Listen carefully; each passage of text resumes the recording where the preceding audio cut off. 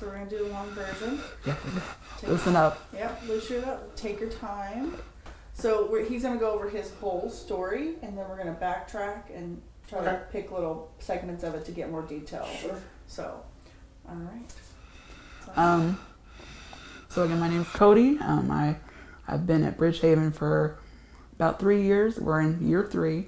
I've had, I can go over my diagnosis first. I have a severe recurring depressive disorder. I have a generalized anxiety disorder. I have post-traumatic stress disorder, and I have some elements of borderline personality disorder, mainly the parts that are where I'm just very sensitive and I feel things very deeply. And so that kind of makes the other ones even more hard to deal with. And I've had them most of my life. When I look back or when I start with a new therapist, they're like, well, when do the things start? And it's when I was about 10 years old. I was in 5th grade, and up till then, I was in elementary school and my family was all together and we lived over in Jeffersonville, and things were okay. I didn't really have much of a problem. I had friends and I liked school, and I had teachers. I always loved the teachers, and I made good grades and everything, was kind of going along smoothly. And then all within the course of 3 or 4 months, both my grandmothers died, who were my only grandparents. My dad's mom and my mom's mom both died within a month of each other. We moved from my childhood home all the way across the other side of town. So I had to say goodbye to all my friends in the neighborhood that I had grown up with. I started middle school, so I had to start a whole new school. And then my parents, after we had lived in the house for a little bit, decided to get a divorce. And just because of the stress of everything, I think it just kind of broke their marriage apart. And my mom kind of sat us down, and I didn't see any of it coming. And she was like, well, I love you all very much, but you're going to stay here with your dad, and I'm going to go away. And I love you, and but I have to go. And so that was devastating because my mom was the person I'm closest to, and I didn't really understand what was happening or why it was happening. And then I was starting middle school, and then I was left with my dad in this new house, and he was falling apart. And so he pretty much would just stay in the garage, and then he pawned my sister off to a daycare, but I was too old to go to daycare. So I was just kind of on my own in a big house, and kind of had to fend for myself, which was terrifying. And so I had that situation at home, and then of course I started middle school, and I was the fat kid and the gay kid, and I was very sweet and nice and didn't want to cause trouble and didn't want to, upset anybody. So I was the perfect target for bullying, and they took full advantage. I went from having teachers that liked me and having friends to having literally no one. The middle school was completely different than the elementary school I had gone to. The teachers just kind of put stuff on the board and let you do whatever, and they went off in a corner, and so you were by yourself. And the kids would torment me and make fun of me, and there was the constant threat of violence, and I'd get beat up, I'd get tripped in the hallway, I'd get made fun of. The teachers would kind of put the stuff on the board to do the work, and they'd go hide in the corner, and then the kids would be like, you better, Cody, do the work, and give us the answers, or we're going to kick your ass. And so it was just that constant terror every day. And it was everybody, and I had nowhere. I couldn't ask for help. I couldn't go anywhere to get out of it. So I had my home life where I was either by myself completely, or then my dad he was having a lot of trouble, obviously, his marriage falling apart. His mom died, who was his matriarch of the family. He had this big house that he only had one income, to pay with. So like financially he was strapped. So he was falling apart, and he would take his anger out on me. He would verbally do that, and then occasionally physically. And so that combined just that endless terror. So it was at home terror, at school terror, just from the moment I woke up to the moment I went to sleep. Just terror and isolation and neglect and nowhere to turn. And so that's where the PTSD really got started. I literally have PTSD from being bullied in school and from that time in my life. And that time lasted for about 2 years. In some ways, it's like a blur in my head. I remember bits and pieces.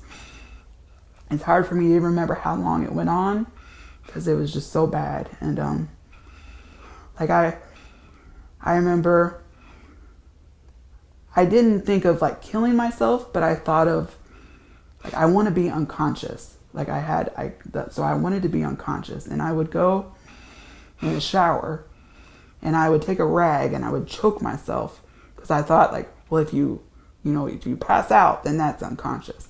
So I would sit in the shower and try to choke myself so I could be unconscious.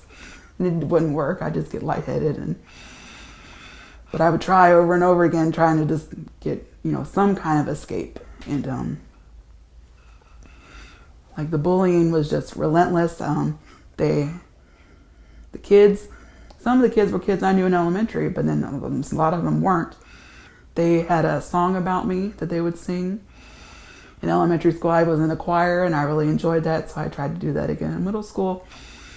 But the teacher wouldn't come in for like the first 10 minutes of the class, and so the kids would all gather around the piano and play this song about me, and everyone knew the words, and it would make fun of me. And I remember I would just sit against the wall, and I'd lean my head against the wall, and I would try to be invisible, and I just close my eyes, and I had my hair kind of over my face, and just try to be invisible and try to fade away as much as I could. I remember, and I told you before, there was a moment where I'm like, well, why is this all happening to me? Like, why like what, my whole life is falling apart. And I remember passing by these kids, and they weren't talking to me, but I could hear them talking as I passed. And they were like, that is the ugliest kid I've ever seen. And they're like, can you imagine like being that ugly and having to be that way? And so in my head, I took that to mean like, well, that's what's going on, is that I'm not just ugly, I'm the ugliest. And that had such an effect on me. And that's kind of, it just kind of all fell apart. And I would beg my mom when I got a hold of her to let me live with her, like, please, like, take me, like, get out. But she wouldn't do it, because what I didn't know was that she was over here in Louisville having her own nervous breakdown and having such a hard time, because they were both just, my mom and dad both were having breakdowns of their own in their own way. But eventually I begged her enough to where she would let me stay with her.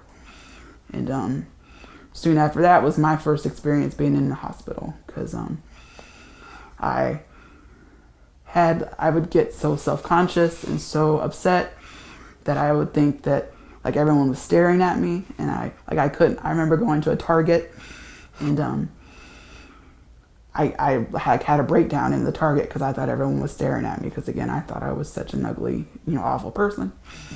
And so I ended up in the hospital, and that was my first experience in the psych ward. I ended up being there for about a month. They kind of tried to help me best I could, and I tried to like get myself together, because I didn't know what was happening. Like when you're young and you don't know what mental illness is, you don't know like what therapy is. Like I'd never been to a therapist before or anything like that, but that was kind of the start of it. And I kind of ended up in like alternative schools, because I got to the point where I was like, I'm not going back to school. Like, you can't make me, like you're going to have to physically take me and drag me to school for me to go. Like, I had tried to go to No Middle School, which is a school over here in Louisville, and I lasted there for like 3 days, I think, before just being like, I can't do it. I can't go anywhere anymore. So I ended up in a special school that was it was attached to the Norton like teenage psychiatric unit, but it was a school, and it was like an alternative school. So I ended up there, and that's how I finished middle school. And they had a program with the Brown, and so I eventually went to the Brown School for high school. But through all this kind of stuff, I had therapists. I was back in and out of the psych hospital. But I tried, the best I could to make it through, because growing up, I had like good grades, and I had,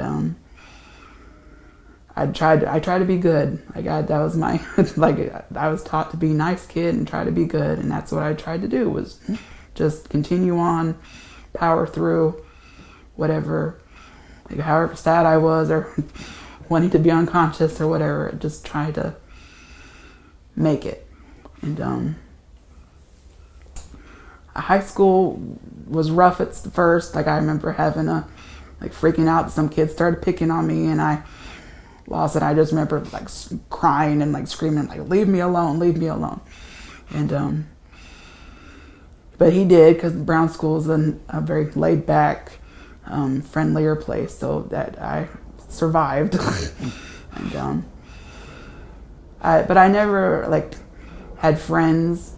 They kind of warmed up to me by my senior year. Like, people finally figured out I was there, like I existed, and they weren't so mean to me by the end. But I was always alone, and I lived with my mom, and I kind of refused to see my dad anymore because of how he treated me when I was living with him. So I kind of like ended that relationship with him, and I lived with my mom, and she had a lot of problems herself. She has depression, and she has her own PTSD from when she was a kid. So it kind of ran in my family. And then I went to college, because through this whole thing, it's always, I'm trying to follow what's expected, follow the path that you're supposed to. So I go to college, and college was okay. Like, I finally had some friends in college, because we were all living on campus, and I went away to school. So I went to a little school in Ohio, and so I had friends for like the first time in my life, and things went mostly okay there. But then once again, I ended up being a target of somebody, and of course that I didn't know I had PTSD, but now looking back now, I know that's what that was, because the terror of this person. Like, there was a professor, and he kind of like stalked me and harassed me because I was on a hiring committee, and so very long story, but he thought that I was the reason he didn't get hired, and that wasn't the case. But I ended up being a target again, and I freaked out very much so. Had suicidal thoughts, though, for the first real time. But I think it's a recurring thing, is I just kind of like power through. Like, I just like, it's like I'm crazy, or I have like I'm terrified and I'm so sad, but I'm just gonna do whatever I have to do to get it through, because this is how you're supposed to be. So that's what I'm gonna do. And so I graduated from college, and I powered through that situation. But then all my friends went away, because I went to a school in Ohio, and so I had to come back home. And I thought, like, we'll stay in touch, and that's not how it works. So I lost all my friends, and that was before the internet was real big, so I'm going to show my age, but so that wasn't possible. And then I couldn't find a job. Why, I didn't really know, but I remember like trying to find places, and I couldn't. I put in applications and never hear back. And then I was just trying to get onto anything, and so I went to Bed Bath and Beyond, and I'm like, well, I'll just be a cashier or something. That'll be easy. I can do that. But I go, and the guy who's interviewing me says over and over again, "No, this is a very physical job. This is a very physical job. And you have to climb this big ladder and stuff, and you have to be able to do that." Of course, I was a fat kid because that's my only refuge was eating. So it was like, we're not going to hire you because we don't think you can physically do the job because you're fat. And then again, it's all goes back to, well, I'm ugly and I'm fat and just a mess. And so I couldn't find a job. And so now I'm living at home with my mom. All my friends are gone. I'm apparently too fat to have a job. I'm too ugly, too fat, and all this stuff. And so suicide really, I'd been through, psychiatrist, I'd been through therapist, I'd been through psych hospitals. I'm like, well, what more can I do? And that was, I would spend my day looking up on the internet how to kill yourself, because I thought, like, well, this is not working. And that was the first of many times I considered it. But I thought, like, well, when you think about suicide, it's scary. And I'm not a specifically religious person, but I thought, like, okay, God, like, can I face God and say, like, God, look, I tried everything. Like, I did everything and you failed me. Did I feel comfortable going with that? And I thought, like, well, no, have you ever really tried to lose weight? Because, like, maybe that's what's wrong with you, is that you're just too fat, and if you lost weight, then you'd be better and you'd be more attractive, and that would kind of solve all your problems. So instead of trying to kill myself, I decided I would do everything I could to lose weight. And the apartment complex where I lived with my mom, they had a little gym. And so I did that. I just went and worked out every day. And I ate the same thing every day because I tried to find, like, well, here's just something that I know is healthier and I can tolerate it. And so that's what I did. And I did. I lost weight. I got down to 190 pounds, which is, for me, quite a bit. And the skinniest I'd ever been. And I thought, okay, here we go. And my mom, once I was more fit and active, my mom was like, well, why don't you come help me and volunteer? She was a teacher. And so why come volunteer in my school and help me out? I go, okay. So I would go to her school and volunteer and help out in her classroom. And what she was doing, she was kind of teaching me how to be a teacher and how to be a teaching assistant.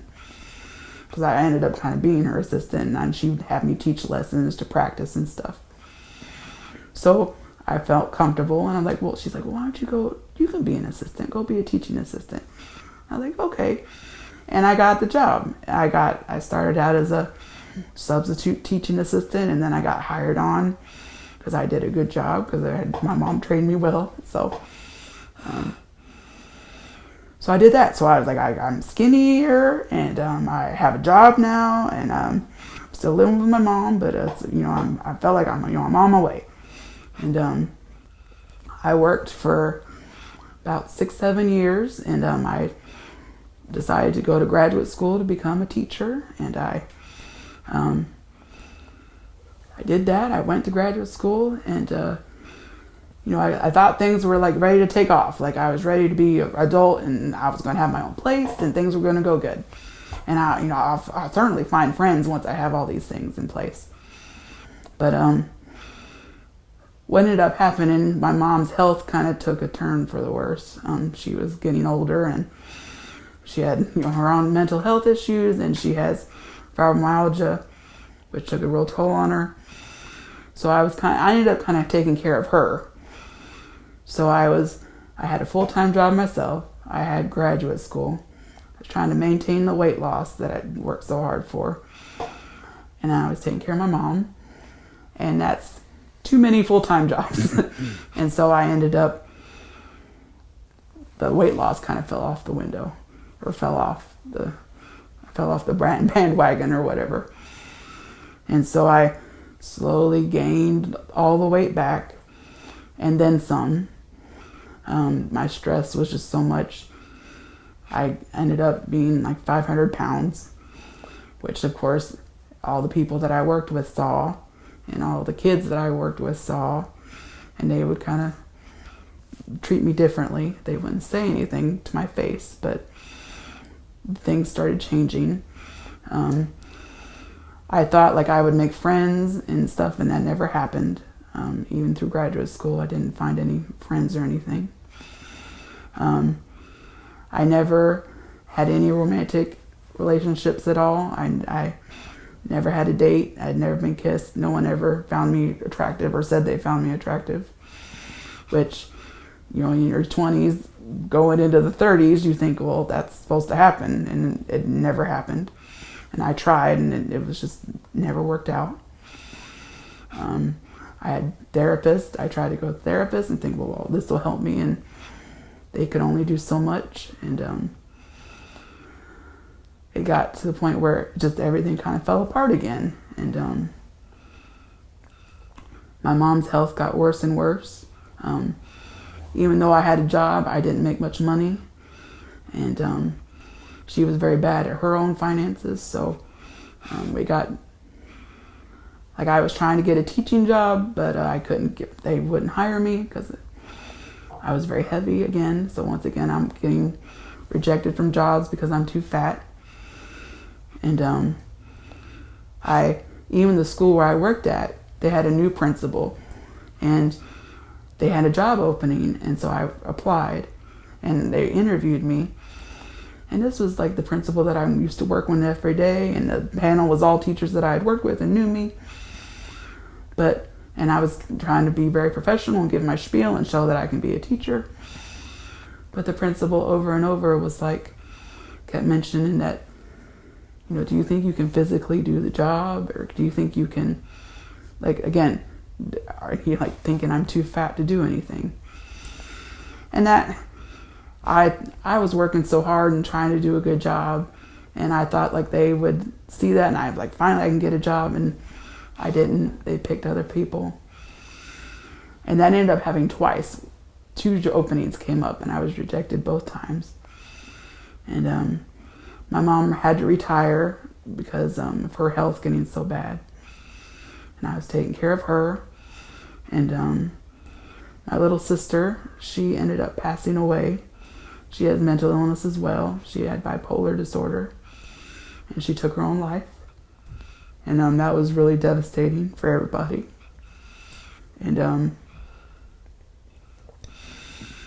so it got to the point where it kind of had that steamroll effect where like everything kind of bad happened at once. I had 2 pet cats, and they kind of kept my mom company during the day when because she was by herself, and they both passed away really quickly. And we ended up having to, the apartment we lived in raised the rent, and we had to go move. And my mom couldn't handle the stress of finding a place, so I had to go find a place, and I couldn't really find a place.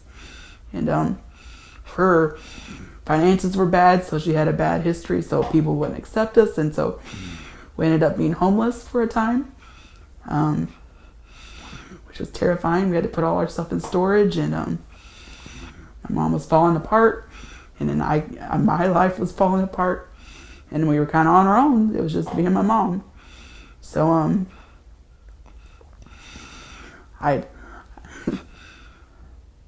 I felt like I had tried everything at that point in my life. Like, I'm in early 30s. I powered through the best I could, just like be on the path that you're supposed to go down. I went to college. I made it through college. I made it through high school. I made it through college. I made it through graduate school. I got my degree. I worked. I lost weight. I did everything I could. I would go to therapists. I would go, psychiatrist. I was on so much medicine. I would take my mom everywhere. I would take her to go get her medicine and try to take care of her. And it was just nothing I did worked. I ended up in the psych ward again. And I ended up using all my sick days that I had saved up from working. So I had no more sick days. And I went through, they were like, well, you should try ECT, electroconvulsive therapy, which is the dreaded, shock therapy. And that was so hard for me to have to admit that well, I might need this, or I might need this to help me. And then it didn't. And people don't know about shock therapy. It's not something you do once. It's just you have to do it many times. And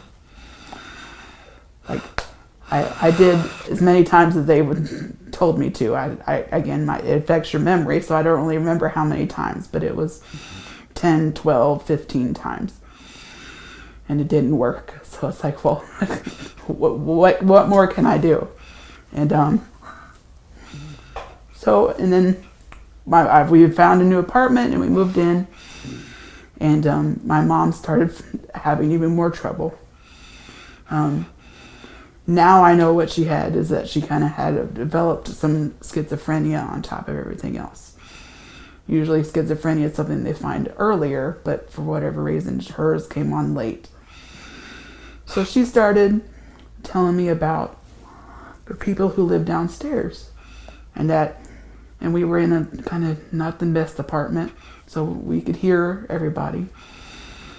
But during the day, when I wasn't there, I was working, but she would say that the people downstairs were monitoring what she was doing. They would comment if she went to the refrigerator too many times, or they would just comment on whatever, oh, what's that lady doing up there? And she started telling me about stories how she could hear them, and then she could hear that they had a daughter, and the daughter was having all these problems, which is, looking back, it was similar to what my sister was. So she was imagining this whole scenario of this daughter down there being trapped and having all these problems and stuff. And then she started telling me how the people downstairs were installing recording devices in the floor, drilling into our floor to record my mom, and monitor her. And so again, I'm working, I'm trying to, keep it together. And she's telling me these stories, and my mom never lied to me, because she and I had kind of been in it together for my whole life. So we were kind of solid, I thought. So when she was telling me these things, I believed her, because I had no reason not to believe her. And I called the apartment company and was oh, these people are harassing her. Can you go check? And I would check the floor, and I could never find anything. But she was very convincing, and she was getting more and more upset, and she was getting more and more uncomfortable in the apartment. And it got to the point where she would tell me that she couldn't stay in the apartment anymore, that she was just so upset by it. And so we'd spend nights in hotels and things, because she couldn't handle being in the apartment. But then it's I don't know what else to do. We can't move. We don't have money to move. I don't have the money to help us move. I can't get a job, so I can't afford to help us financially and get us to a better place. So we're kind of stuck here, but she can't stay there. And then again, that's my life is in shambles, and I have to go work at a place where I know everyone thinks I'm too fat to be, and I get up to 550 pounds, and getting up in the morning is so hard. And my depression is just crippling, and I get to where just getting up in the morning is just the hardest thing in the world to do. And then she starts telling me that now these people are going to start coming after me, that she heard them, that they're going to come after me, and they're going to go to my work, and they're going to tell these stories about me. and that she's like, I can't be here anymore. And so I didn't know what to do. I had nowhere to turn, like no one to ask for help. And she and I had always had this pact, because again, we both have mental illness. We both had depression. We had both had suicidal thoughts and issues before. So we kind of had this pact between us that if things ever got too bad, or if one of us ever got like lost our minds completely, that we would go to the ocean. The ocean was her favorite place. So we would go to somewhere along the ocean, and we would live, and then if the money ran out, then we would just kind of kill ourselves, essentially.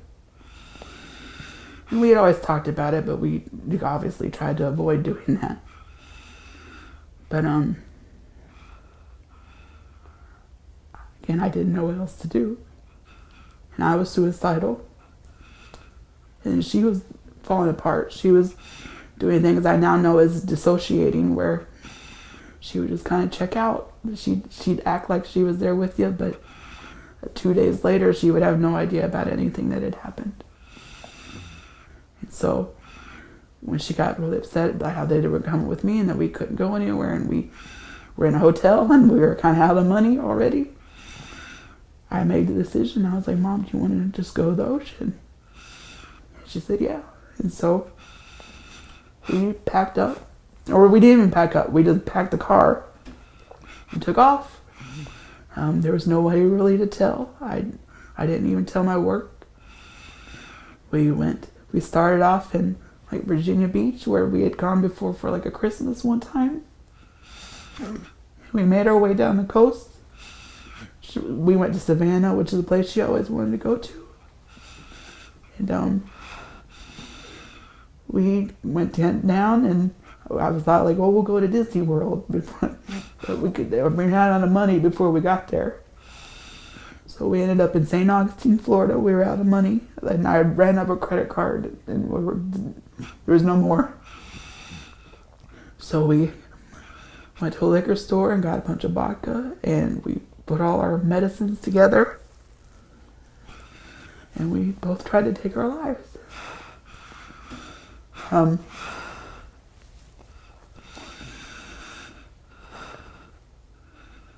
remember doing it, and we were just very matter of fact about it. I just remember telling her that I loved her. We both kind of took it. I don't remember ever passing out or anything. That was it. And I had every intention of dying. It was not you hear about people who commit suicide like, oh, it's a cry for help, or oh, this is some quick solution to a temporary or a permanent solution to a temporary problem. That's what people say. And it was none of those things for either of us. I tried everything that I could think of to get better and to make it, and to be a functioning adult. And I failed. I couldn't take care of her. I couldn't take care of myself. And I had every intention of dying.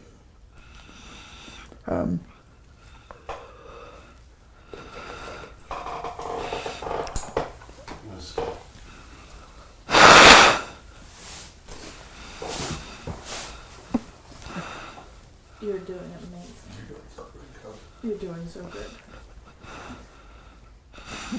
Your story is going to help so many people to really understand what suicide is, you know?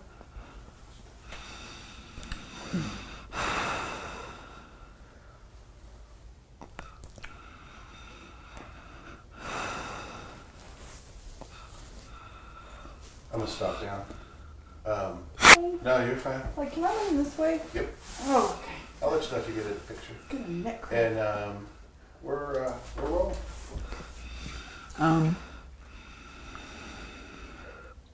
So what I was told later was that the Holiday Inn staff, found us later.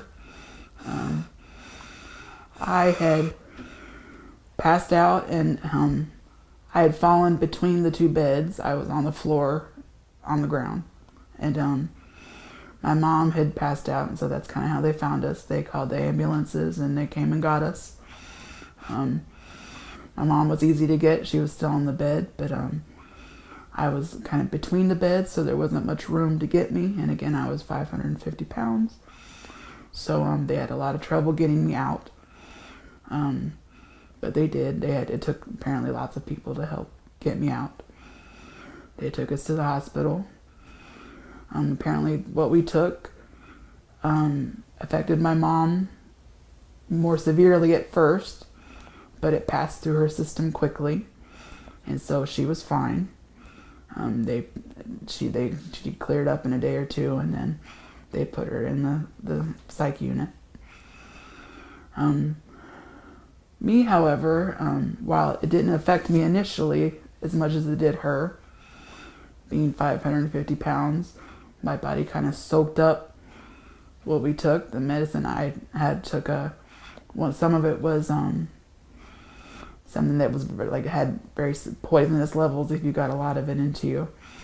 And so my body kind of soaked it up and held on to it, and it affected me very much. The story I was told again was that my work put out a missing persons report on me because after I didn't show up and didn't call in, and because of that, my aunt and cousin in Ohio were notified, and my dad was notified. I had heard from my dad for 20 years or more, but my aunt came down and she drove down to Florida and took care of my mom, and then my dad drove down to Florida to come deal with me. And when he arrived at the hospital, they showed him the hospice area, but said that it probably wouldn't be necessary because the way it was looking that I wasn't going to make it. And they had me hooked up to all these machines, and they had dialysis running on me constantly to try to clear out my blood, but I was unconscious, and I wasn't responding to anything that they were doing. And they told him that after several weeks of this, that he kind of had the choice, which most people do when someone's hanging on to life, that you could either continue on with machines or they can unplug the machines. And he decided that he was going to unplug the machine. So they brought my mom up from the psych ward. And I'm glad I was unconscious because I don't understand. I couldn't handle. It sounds like the worst thing in the world. That they brought her up from the psych ward to say goodbye to me in case I didn't make it. She did that, and they took her back down, and he turned off the machines. And for some reason, my body kept breathing, and that's really the only reason I'm here today. I had no choice in it. It just my body kept doing it, and that's it. I feel like that's a big turning point in my life because from then on things changed, but that was I have 50-50 shot. I very much could have been dead right now. I eventually woke up. I remember this quick burst of consciousness before I was fully awake. I remember kind of waking up, and there was a TV on in front of me, and it was a soccer game, and I remember looking at the soccer game and going, oh, not soccer. I don't want to watch soccer. This is so boring. And then I saw a person next to me who looked like my father, but again, I haven't seen him in 20 years, so I didn't really know if that was him or not. But I couldn't talk. I couldn't respond in any way. And then I just remember, passing out again. And then I remember another time kind of halfway waking up and my dad, in a nice gesture, tried to put some music, have like headphones on, to put some music on. But it was music I did not enjoy. And I was like, what is this music? And then I saw him, and I'm like, is that who that is? But again, I had no way of responding or anything. And I passed out again. And then eventually, I regained consciousness, and they kind of transferred me over to a long-term care hospital. I apparently was in and out of the ICU 5 to 6 times before I was more awake. I don't really remember being conscious, but apparently I was conscious for a while. And then I had respiratory failure. So I almost died again. But because I was in the hospital, they were able to intubate me and stick the tube down my throat and keep me breathing. So I survived that too. But while I was kind of in between and out of consciousness, I was like, whoa, there's something in my throat. And they had restraints on me, but I was able to go and yank the tube out of my throat. And so that caused a lot of scarring on the inside of my trachea. And then I wasn't able really to breathe because the scarring was clogging my airway. So I had to, for a week or two, I had to wear this big, like machine, like gas mask, what it felt like, and it would shoot air down my throat because I couldn't breathe without it. So it was like, that was terrifying. And but they had to put the trach in because I couldn't breathe. So that's why I have the trach. I had many injuries from my attempt. The medicine I took caused nerve damage throughout my body. My left arm did not work at all. It was like a dead limb. My legs wouldn't work. I couldn't roll over. I couldn't sit up on my own. I eventually was able to talk, and my mind was fairly clear, but literally everything else was broken, or not broken, but didn't work. From being in between those beds in the hotel and being so heavy, and I was apparently in a very awkward position. I had pressure ulcers all over my back and my rear end. Apparently the one on my rear end, you could see my tailbone that had deteriorated so quickly. Like the backs of my heels were black, like the skin had died because from where it was pressing down on. So like I had big things on the back of my heels. Like I was very much a mess. And they didn't know if that's how I was going to be for the rest of my life. It was just in a bed. But I remember not even thinking about what had happened to me or like what had led up to it. It was just like, well, I'm in the hospital. Let's see. Like I just kind of focused on, can I walk or move my arm again? Or how bad is this going to be? And I'm very grateful to, take this portion of the story to have a shout out to the Kindred North Florida Hospital. They were angels to me. Throughout my life, I was just kind of like me and my mom, and I didn't really feel like other people cared about me. And then here I am at the lowest point of my life, and the people there were so nice to me, and they knew what happened to me. They knew what I had done, but they didn't hold it against me or make me feel bad about it. I'm still in contact with them now. Like I'm Facebook friends with a lot of them there, especially the physical therapy and the occupational therapy people and the assistants and the nurses and even like the custodians of the hospital. I'm still in contact with them. They're the ones that got me through. They kept me going. They kept me trying, and I just kind of, again, tried to power through. Like I didn't think about what I had gone through. I didn't think about what had happened. I was just trying to see if I could walk or sit up.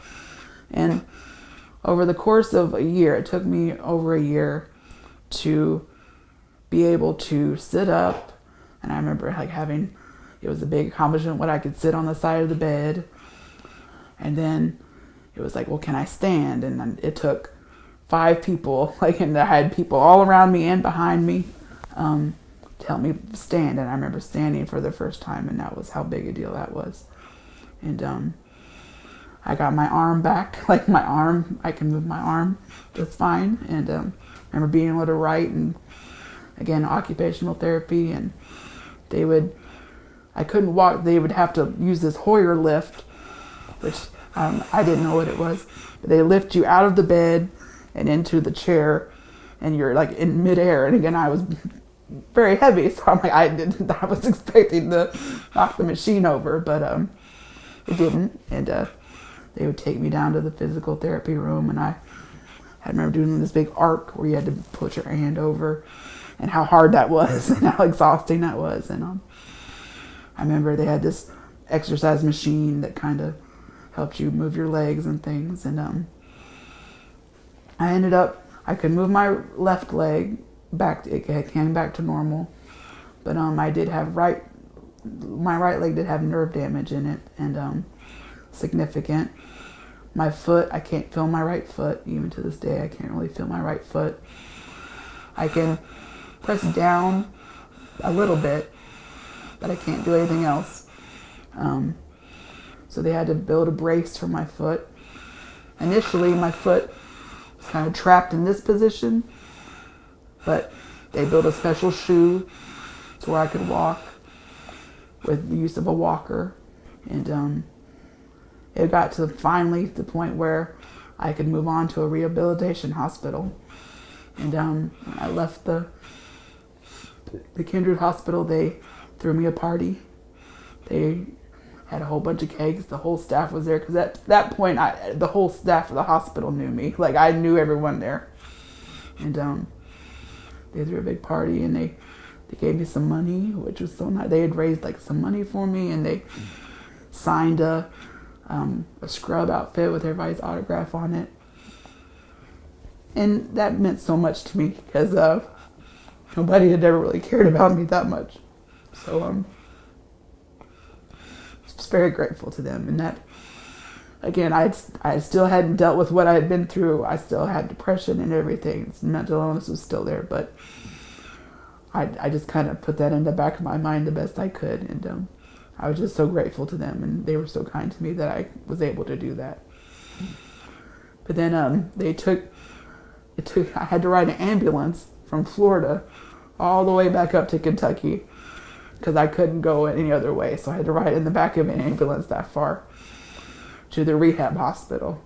And at the rehab hospital, they were able to get my foot.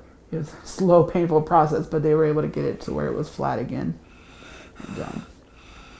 And then I was able to return home. I lost the apartment that we lived in and everything, but my dad found me an apartment here in Louisville, and so I was out of the hospital, and that was a big deal, obviously. And the fact that I could get out there, I could go to the bathroom, and I had to use a walker to walk, and I couldn't walk very far, but I was able to do that. And so that's what ended up happening. How the situation was that my dad, even though he had his house still in Indiana, and he had stayed with me down in Florida the whole time, so he let his house go and everything, and which was very generous of him to do that. And he would essentially stay with me in my apartment. He would go to his house from time to time to make sure the power was on and everything, but he lived with me, and we lived in that little apartment. And at that point, I thought, like, okay, like this, I made it through the hospital. I'm out of the hospital. I'm living. I'm alive. But I didn't know what I could do. Like, obviously, I couldn't go back to the work that I was doing. So I just didn't know really what to do with myself. I decided to go to therapy. I went to 7 counties, now Centerstone, and I just tried to go to therapy, and then they helped me get on disability, and get all that settled. So I had some income. So my dad didn't have to pay for everything. And I started to try to deal with what had happened, and the mental illness didn't go away. I was still depressed, and so as like all the excitement, for lack of a better word, of trying to get out of the hospital and try to get things back, that kind of subsided. So now it's just kind of like, well, what am I going to do with myself? And I went to this. I had a nice therapist at 7 counties. He was very willing to work with me, and he would try very hard. And they had a couple like therapeutic groups to go to, and I would go there. But I didn't really make any friends there, and the therapy was very much the same therapy that I'd always gotten, and that had not been very helpful before. And they didn't really want to talk about what I had been through. They just kind of wanted to work on like, oh, you have negative thoughts, so we'll do the cognitive behavior therapy, the standard kind of therapy where we'll try to change those thoughts into, more realistic, positive ones. And he would even diagram, like, he was like, well, what negative thought are you having? And then what evidence do you have that supports that thought and what goes against that thought? And again, I tried the best I could to have that work, and it helped a little, but eventually the depression and anxiety and all the stuff that I had always dealt with came back on me, and I found myself suicidal again, having those thoughts and feelings again. And but after everything I'd just been through, I was like, no, I can't do this again. I can't kill myself again, or I can't put my parents through that again. Like, my mom was fine, and she was back in Ohio with my aunt, living with my aunt, and she was okay, and she was getting help herself, so that they got her schizophrenia under control and changed her medications and things, so she was doing okay. And then my dad was suddenly here, and so in between having my sister commit suicide and me try to commit suicide, he was very cautious, and I was like, I can't do that to them again. So my goal was just to try to live the best I could, make it through, survive somehow until they passed away, and then I would try again. I was like, so my goal was just simply to survive until they died, and then I would kill myself again, and I would try to do it in a way that was successful. And that's kind of how I went about my day. And my mental illnesses are not the kind that I can just let that happen, where like they eventually took over, and I ended up back in the hospital a couple times. And eventually I went to U of L hospital, and the social worker there was like, you can go back to 7 counties if you want. But at the time I switched from Medicaid to Medicare, and so the services 7 counties was able to provide me lessened. So I was actually going to get less support from them than I had been getting. She's like, so you can go back there and do that, or there's this place called Bridgehaven. Have you ever heard of Bridgehaven? I was like, no, I have no idea what that is. And she's like, well, they have groups and a therapist, and they'll probably have more available to you, because they take Medicare, and then they'll be able to help you out with that. And I was like, well, I don't know. Like, the last thing I want to do is go to some new scary place.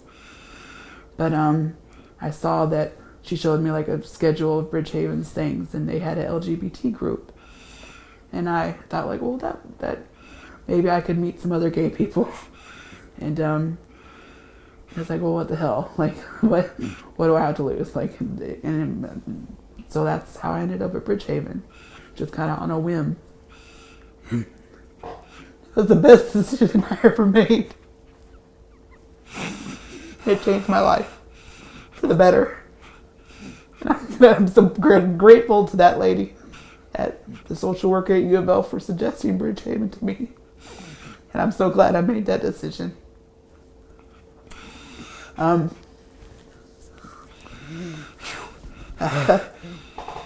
It's hard to even know where to begin. How insane how much Bridgehaven has helped me. I started and the first person I met was a staff person at Bridgehaven.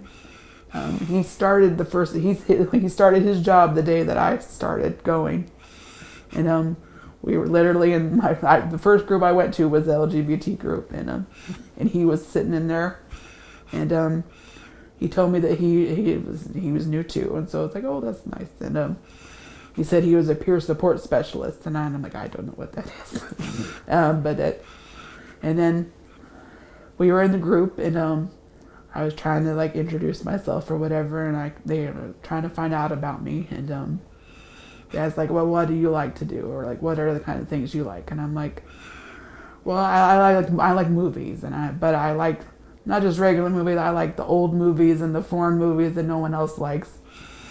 And I remember doing that at 7 counties, and people going, okay, yeah, we don't like those movies. Like that, we don't know what that is, and then just moving on.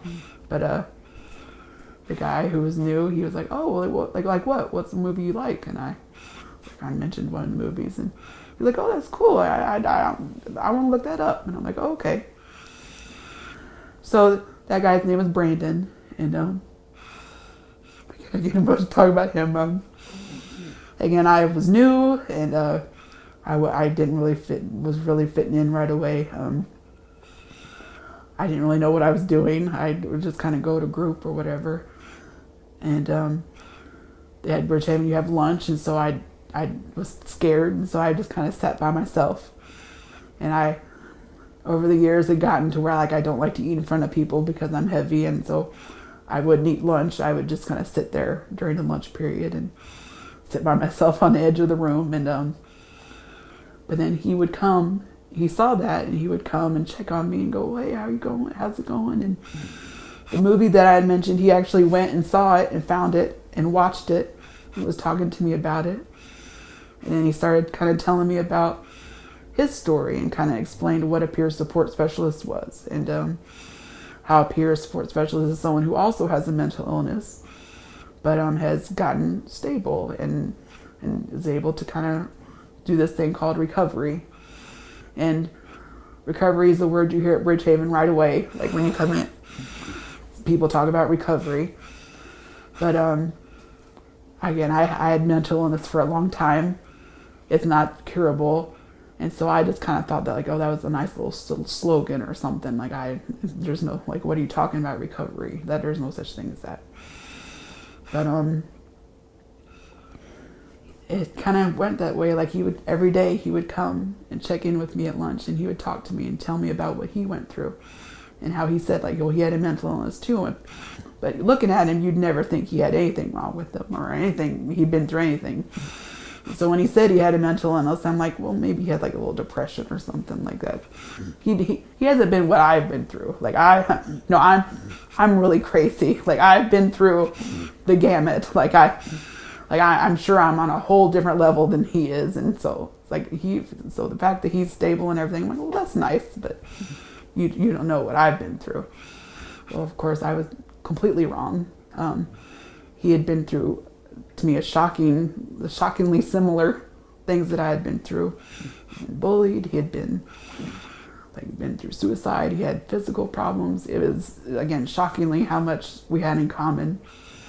And he was so generous in telling me and sharing with me all these things. And so I would kind of tell him my story, and he would kind of tell me his. We would talk, and it just kind of, the whole idea of recovery, it's like, well, if this guy who's reaching out to me and checking in on me, which again means so much, and trying to help me, and he's been through what I've been through, and he's found, he has a job, he had a girlfriend, he has, he's wonderful, like you just talk to him, he seems totally fine. Like, if he can do that, well, maybe that's an actual thing that happens. Like, maybe that's something that can happen. But I still wasn't convinced. I was like, well, maybe he's a miracle of a person, but maybe that's just him. I wasn't completely bought in. But the thing about Bridgehaven is that, he's not the only peer support specialist there. Bridgehaven is full of peer support specialists, and it's like the home of peer support specialists. And then I've learned that the people running the groups were also peer support specialists, so that means they had gone through things too. And so it's hard to argue with the idea of recovery when you have living, breathing examples of it surrounding you every day. And so I was like, okay, well, all right, Brandon, I believe you. And he was ready to help me. So I'm like, well, tell me what to do. Help me. Like, what should I do? And so he was like, well, you do groups, do therapies and things. And I did that. I started going every day. And then he was like, well, you also need to, what helped me? And I think will obviously help you because I'm still very heavy and on the walker. And like, I couldn't walk from one end of the building to the other while having to sit down and everything. He's like, you need to focus on your physical health too. And it just so happens he ran the healthy cooking and eating group. And so he's like, well, come to the group. And so I learned how to cook. And I knew how to cook a little bit before, but now that I had done all these things and gone through so much, I was scared. I was like, can I even stand in front of the oven or the stovetop to cook? Like I didn't cook at all. So, and I was very scared too, but he kind of helped get me through, and he was teaching, and he's vegetarian, and so I was learning all these vegetarian, super healthy recipes and stuff, and he got me, but he's like, I would go home, and the hallway of my apartment where I lived, it was a very long hallway, and so I started practicing walking, and I would check in with him and tell him how I was doing, and I would walk. I started off walking half the hallway, and then it was like, well, and back. And then I went all the way down to the hallway to the other end of the building and back. And then doing that twice. And I was building up and building up. And then I remember one day, he was like, come walk with me around the parking lot. And so we made a loop around the Bridgehaven parking lot, and I could do it. And we did it twice. And it was like, wow, that's really good. And he goes, well, we just so happen to be starting up this new thing where we're going to partner with the Y. And we have a free membership and transportation to the YMCA. And he's like, we should get you to do that. And so I'm like, okay. And so another member at Bridgehaven had a YMCA membership already, and she agreed to take me to the Y to see if I can find anything I could do at the Y. Because again, I hadn't worked out or anything. I was barely walking. But we went to the Y, and it just so happened that they had the same machine that I had done way back in the hospital in the physical therapy room. They had that same machine where you can sit down and move your arms and legs. It's like a seated elliptical is what it is. And it's like, okay, I can do that. So they're like, and so when I told him, they were like, oh, we'll put you right on the list. And so they put me on the list to go to the Y. And then like the day before we went for the first time, they're like, oh, wait, can you even get into the van? Because they had a big group van to take it to the Y. But I couldn't get in the van because you had to step up and stuff, and I couldn't do that. So Brandon worked it out that a staff person at Bridgehaven lent Brandon his car, and Brandon drove me in the car to the Y every time that we went. And so that started that big journey. And I can't tell you how grateful I am to him. I feel like people ask me about him, or I start talking about him, and they go, was that your best friend or something? And I'm like, I wish, but no, he's a staff person. And the fact that he came and checked on me and talked to me and cared about me meant more to me than I can explain. He's changed my life meeting him. How much he's helped me and helped convince me of recovery and helped me get involved in the program. Can't say enough about him.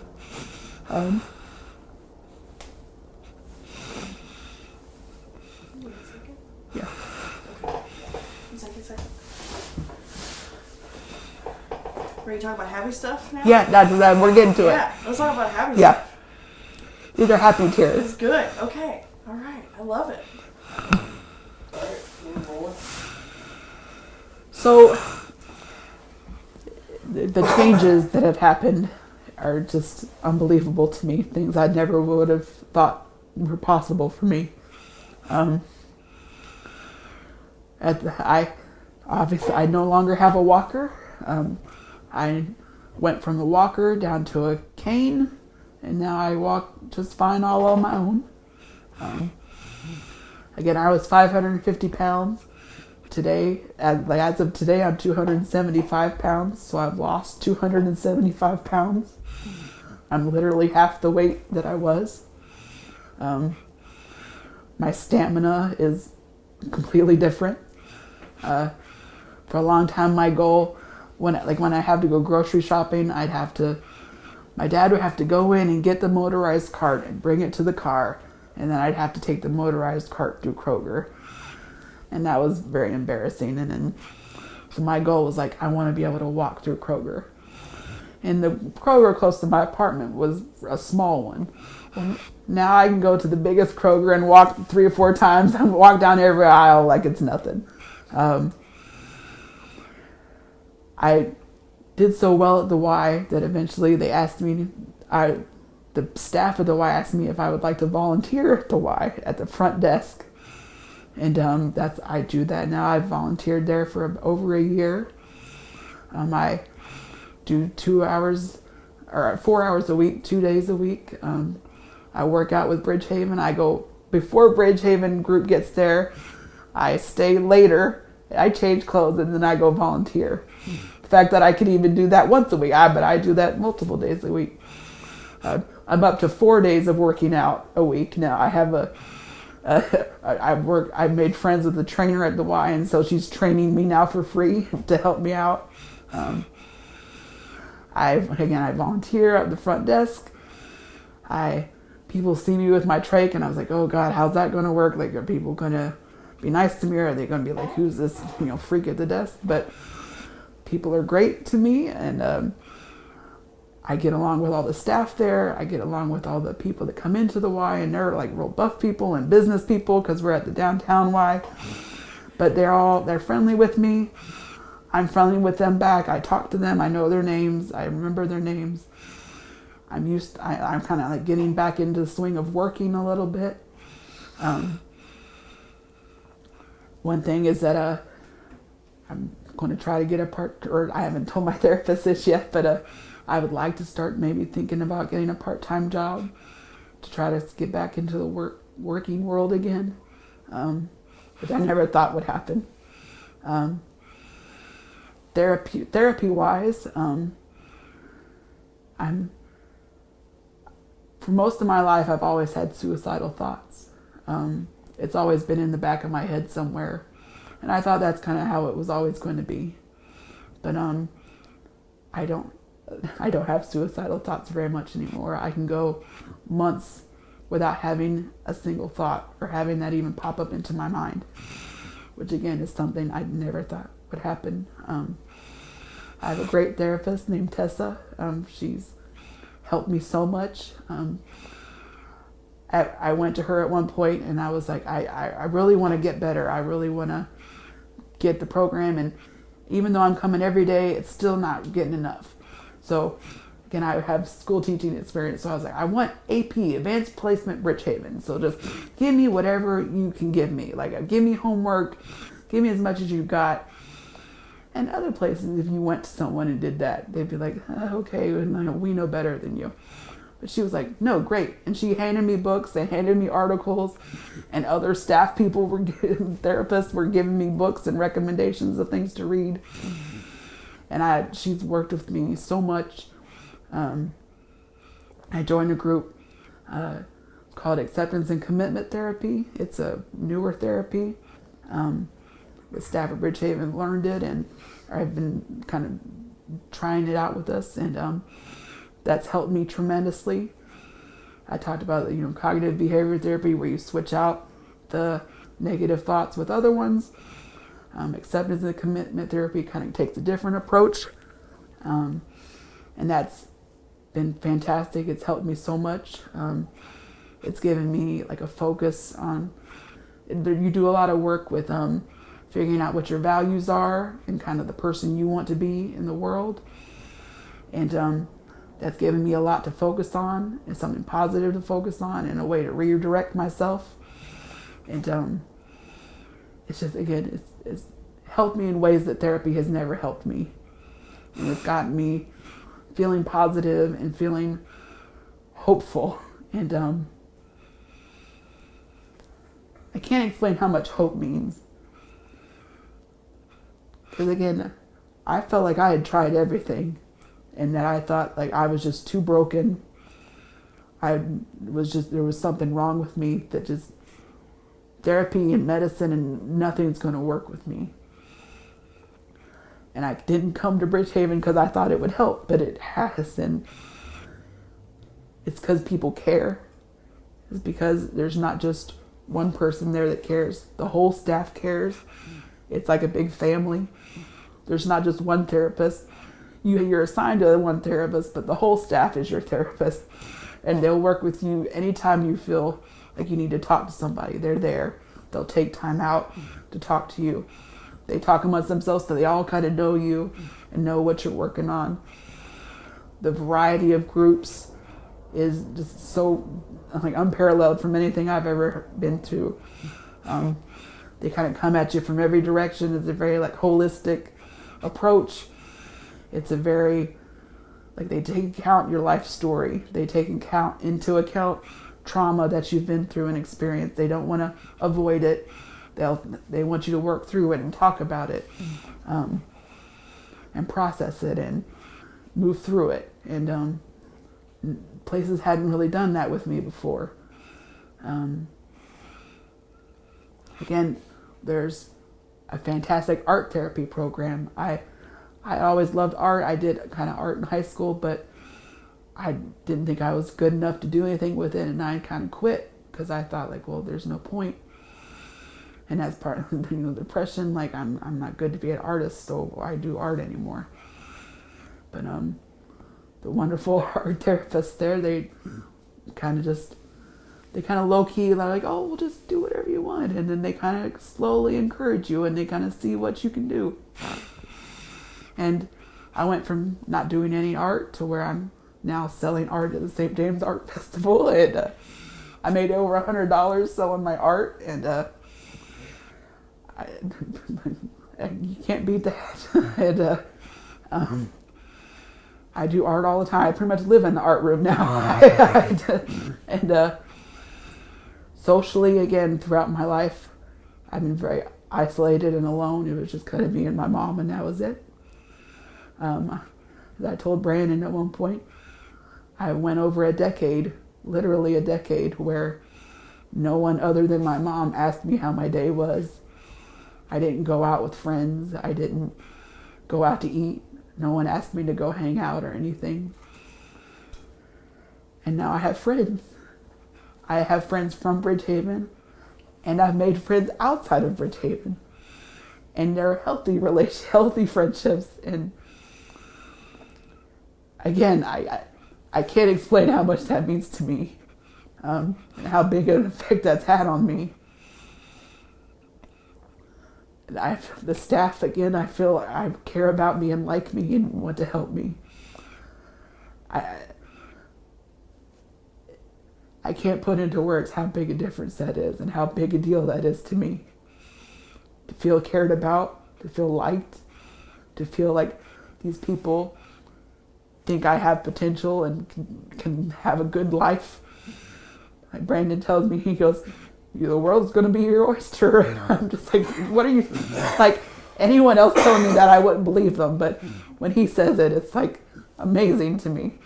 And it does kind of feel that way sometimes, where I do have hope and possibility. Like, again, I think I can get a job. I have friends. I have interests. I think I can, again, that whole functioning adult, where you feel like you can be an adult in the world and take care of yourself and be independent. I can drive again. I got a car. I didn't think I could physically be able to drive, but thanks to the Y and working out and doing all this stuff, I can. And I have a car. I have my own apartment now here around me. it's my own. I live there. My dad can go back to his house and live at his house and not stay with me every day. I have friends. Again, I just went out with friends this weekend. I go to movies with friends. I met friends at Bridgehaven. How about Kim? Kim and I met in the art room. She's a member at Bridgehaven, and it's like we didn't even have to try to be friends. It just kind of happened. And meeting her, and she and I had so much in common, and so we have a friendship, and then we also kind of support each other. I like to say, like, we're not just friends, we're kind of like teammates. She catches me when I'm having a bad day or my thoughts are kind of going off, and I catch her, and we kind of make sure each other's taken care of. And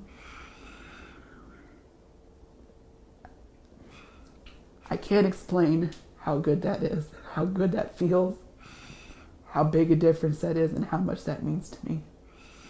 And every day that I go to Bridgehaven, I'm just so filled with gratitude and hope. And I can't explain how much that means and how grateful I am. And how much I want everyone to know about Bridgehaven. I don't want Bridgehaven to be a secret. Again, I've kind of had the grand tour of mental health facilities in our area, and there's no place like it.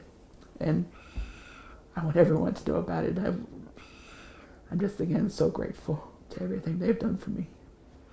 Are you okay with knowing that it's something you're going to have to work on the rest of your life? And do you know that Bridgehaven will always be there as a safety net for you? I think what Bridgehaven has done is taught me so much about recovery, and the idea that recovery is something that I'm going to have to continue the rest of my life. But I'm okay with that. It's a good thing. It's a challenge, but it's a good thing. It's a good way to live. It's a good way to go about your day, to focus on handling symptoms and being independent and being able to, I'm dealing with these like symptoms that they still come, they'll always come, but knowing that I won't end up in the hospital because of it. I have a support system that I can check in with. I have an arsenal of coping skills that I've worked on and I know that work. And if they don't work, I have other ones to try. And I'm just not as afraid of my mental illness anymore. It's not going to control me. It's not going to control my life. I can have a life of my own choosing. And there's a freedom to that that's, again, amazing and priceless. And again, so grateful. I'm going to stop the recording. Yeah. Right up to where you are right now. What's next The aspiration. for What's Cody? next for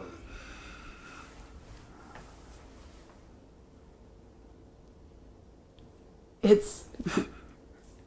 I feel like I can do anything I want to do. I don't think I have any really limits to it. I definitely want to work again. So say, what's next for me? So what's next for me is I want to work again. I want to give back. Again, I've had so many people touch my life and help me and see me at my darkest moment and lift me up that I definitely want to pass that on if I can.